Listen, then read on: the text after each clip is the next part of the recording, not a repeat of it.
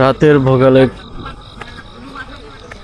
সিমের নেটওয়ার্ক নেই টোটালি, মানে জিরো নেটওয়ার্ক। সো এখানে আসলে আসলে ফ্যামিলি সবার সাথে একবারে ফুললি যোগাযোগ বিচ্ছিন্ন অবস্থায় থাকতে হয়।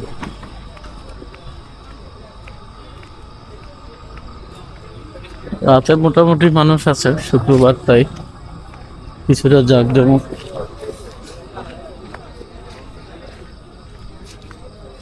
অনেক মানুষ আছে, খারাপ না, ভালো মানুষই আছে অনেক।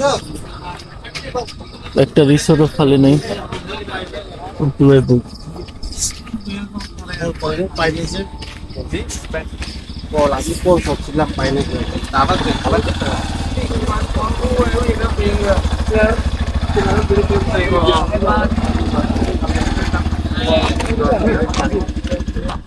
একটা কারণ আছে দাদা,